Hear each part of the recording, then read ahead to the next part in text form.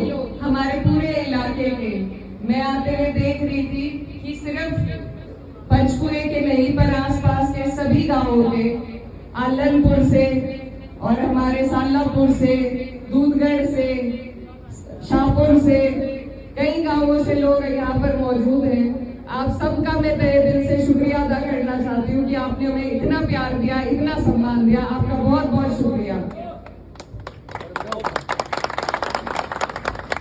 मेरे साथ हमारे कांगला ब्लॉक के जिम्मेदार प्रधान दसाला से शिव कुमार प्रधान जी, रसूलपुर के प्रधान जी, नीमले से प्रधान जी, पंजोखरा के, मालीपुर के और ब्रह्मखेड़ा से हमारे प्रधान जी, सभी लोग साथ में आए हैं। इनका भी मैं तहे दिल से धन्यवाद देना चाहती हूँ। ये आप लोगों के बीच में सिर्फ इसलिए आए हैं कि आपको बता सके कि आपका चुनाव हल्का नहीं है।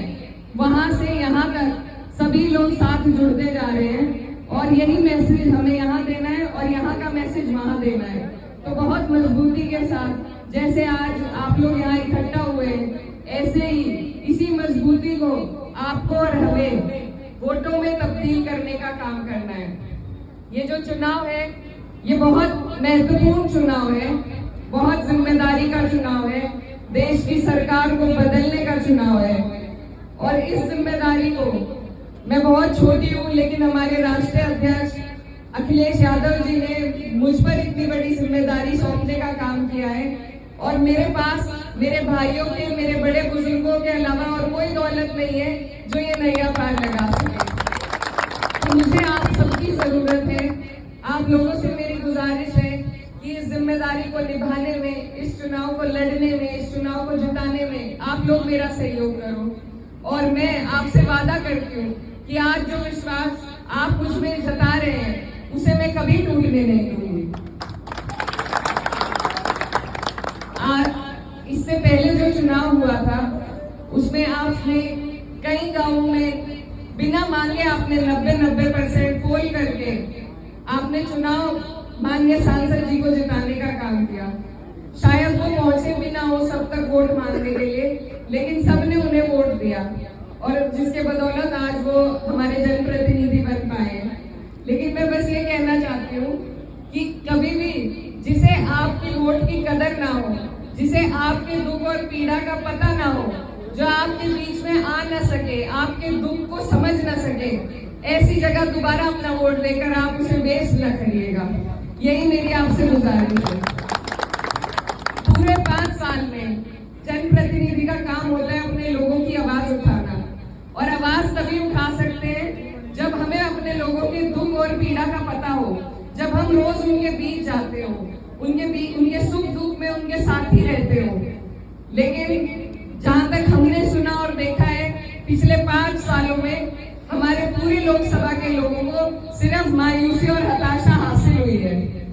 और ये सिर्फ इसलिए हुआ क्योंकि आपने ऐसे लोगों को वोट दिया जिन्हें आपके वोट की न कदर थी, न ललक थी आपका वोट लेने की। इसीलिए उन्हें कोई उन पर फर्क नहीं पड़ा आप पर क्या क्या बीती, किसी ने आपके बीच आकर आपका हाल नहीं जाना। रसूलपुर से हमारे प्रधान जी हैं, वहां पर चुनाव के दौरान 29 लड़कों पर मुकदमा हुआ था। चुनाव में ही वो मुकदमा हुआ था और आज तक वहां के लोग कई बार हमारे सांसद जी के पास जा चुके हैं, मदद के लिए जा चुके हैं, लेकिन एक बार भी सांसद जी ने वहां जाकर उनका हाल नहीं पूछा। तो अब अगर दोबारा आप ऐसे ही जनप्रतिनिधि को चुनना चाहते हो या कुछ बदलाव चाहते हो, ये फैसला आपके हाथ में है।